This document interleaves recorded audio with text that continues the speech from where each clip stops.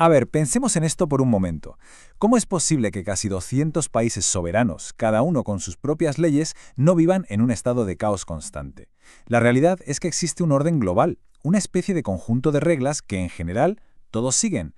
Pero claro, la gran pregunta es, si no hay un gobierno mundial, ¿quién pone esas reglas? Esa es sin duda la pregunta del millón.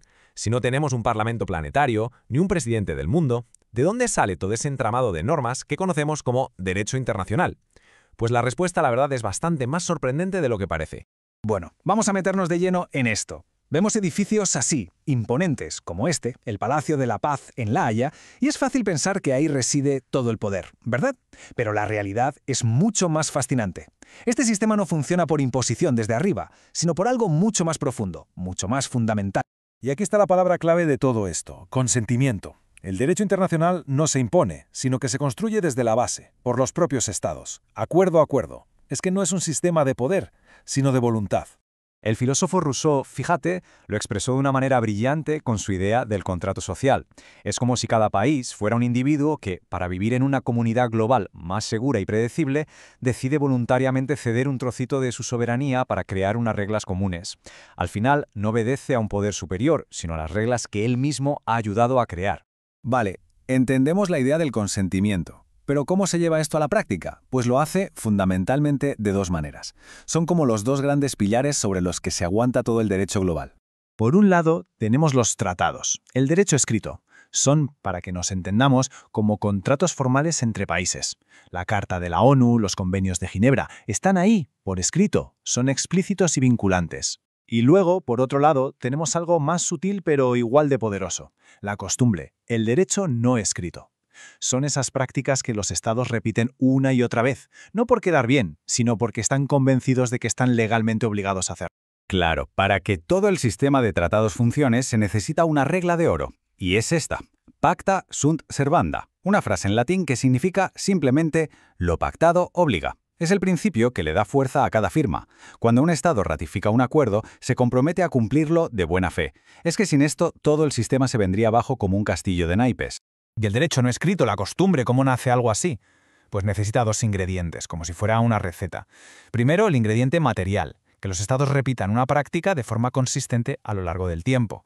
Y segundo, y esto es clave, el ingrediente espiritual, la opinio juris, la convicción de que no lo hacen por costumbre o por cortesía, sino porque sienten que es una obligación legal. Es lo que diferencia un simple hábito de una. Muy bien, ya hemos visto el cómo se crean las reglas. Ahora vamos a lo importante: el para qué sirven. Porque su propósito más profundo, al final, es proteger a las personas, tanto en los peores momentos como en el día a día. Y esta imagen lo resume todo a la perfección. A la izquierda, una representación de los orígenes del derecho de la guerra, con el primer convenio de Ginebra. A la derecha, el símbolo universal de los derechos humanos, las normas que protegen la dignidad en tiempos de paz. Son las dos caras de la misma moneda, la protección de la humanidad. Así que, resumiendo, tenemos estas dos grandes ramas. Por un lado, el derecho internacional humanitario, o DIH, es un derecho de excepción que solo se activa durante los conflictos armados para poner límites a la brutalidad. Y por otro, el derecho internacional de los derechos humanos, que obliga a los estados a respetar las libertades de todas las personas, principalmente en tiempos de paz. Pero dentro de todo este manual de reglas, ¿hay algunas que sean supremas? ¿Leyes que estén por encima de la voluntad de cualquier estado, incluso si no las ha aceptado por escrito? Pues la respuesta es que sí. Se llaman normas de jus cogens. Y ojo con esto, porque es una categoría especialísima de reglas.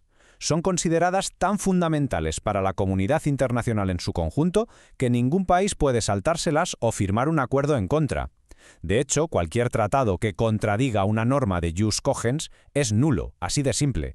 Son, en esencia, la conciencia jurídica de la humanidad. ¿Y de qué estamos hablando exactamente? Pues de los actos más atroces que podamos imaginar. La prohibición del genocidio, de la esclavitud, de la tortura, de las guerras de agresión. Estas no son reglas que se puedan negociar. Son imperativos morales que se han convertido en la máxima expresión del derecho. Y claro, una norma de jus cogens tiene una consecuencia directa y muy potente. Crea obligaciones erga omnes. Esto, en latín, significa frente a todos. Es decir, la obligación de no cometer genocidio, por ejemplo, no es algo que un Estado le deba solo a otro. No, se la debe a toda la comunidad internacional. Cualquier país del mundo tiene un interés legítimo en que estas normas se cumplan. Ahora bien, seamos realistas. Este sistema, construido sobre el consentimiento, no es perfecto, ni mucho menos.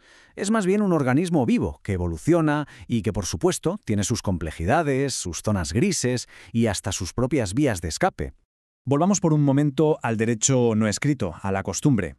Si se basa en una práctica general, ¿qué pasa si un Estado, desde el minuto 1, levanta la mano y dice, oye, que yo con esto no estoy de acuerdo?